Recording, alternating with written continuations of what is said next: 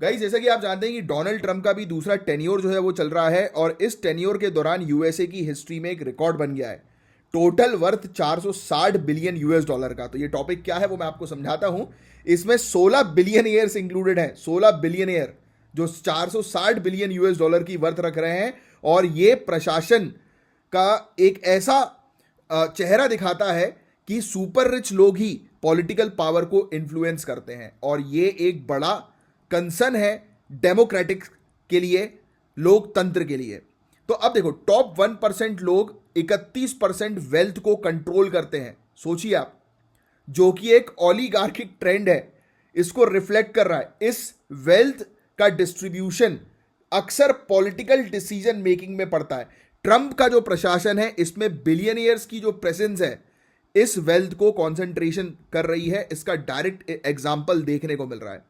Elon Musk जैसे billionaire 250 million US dollar Trump की campaigning में इन्वेस्ट करते हैं और फिर उन्हें इंपॉर्टेंट पोजीशन जैसे डिपार्टमेंट ऑफ गवर्नमेंट एफिकेसी का हेड बना दिया जाता है।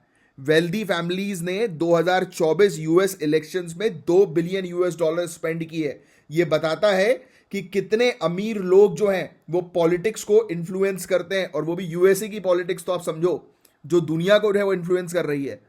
और ट्रंप की पॉलिसी ने कॉर्पोरेट टैक्स कट करके इन लोगों को फेवर दिया, कंपनी वालों को जिन्होंने ट्रंप को पैसा दिया जीतने के लिए, और सोशल वेलफेयर पॉलिसी को बिल्कुल बुरी तरह से अफेक्ट कर दिया, जैसे कि अफोर्डेबल केयर एक्ट जिसमें लोगों का भला होता है।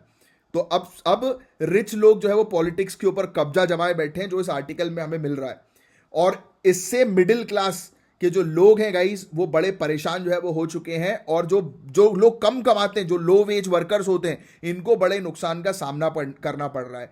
सीईओज की सैलरी अब 383 टाइम्स ज्यादा हो गई है वर्कर्स के कंपैरिजन में। सोचिए आप, यूएसए के टॉप 3.5% लोग 60% यूएसए का होल्ड करते हैं कमाई का।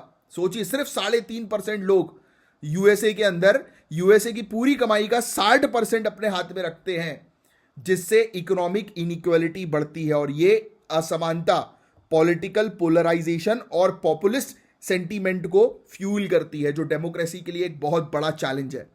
ये बढ़ता हुआ वेल्थ का कॉन्सेंट्रेशन से डेमोक्रेसी की इंटीग्रिटी को खतरा हो रहा है। अगर ये ट्रेंड कंटिन्यू रहा ना तो 2040 तक वाइट वोटर मेजॉरिटी डिक्लाइन करने के चांसेस हैं, जो पॉलिटिकल पोलराइजेशन को और ज्यादा बढ़ा सकता है। डेमोक्रेटिक फेयरनेस को प्रिजर्व करने के लिए हमें कैंपेन फाइनेंसिंग को रेगुलेट करना होगा और कॉर्पोरेट इन्फ्लुएंस को पॉलिसी मेकिंग से दूर करना होगा। और ये जो वेल्थ की इनइक्वालिटी है ना, इसको एड्रेस करना बहुत ज्यादा जरूरी है। और अगर चलो एड्रेस ना भी करो तो एटलीस्ट इतना करना जरूरी है कि ये अमीर लोग जो है वो पॉलिटिक्स को ना चलाएं। और यही सेम चीज क्या आपको लगता है कि इंडिया में भी हो रही है? कमेंट बॉक्स पे लिखकर बताएं, और इसका आंसर आप लोग को पता ही है। तो ये एक यूएसए का एक आंकड़ा था कि यूएसए में भी हम लोग को देखने को मिल रहा है कि टॉप मोस्ट पोजीशन पर बैठे हुए लोग जो है वो यूएसए की पॉलिटिक्स पे कंट्रोल करे हुए बैठे हैं।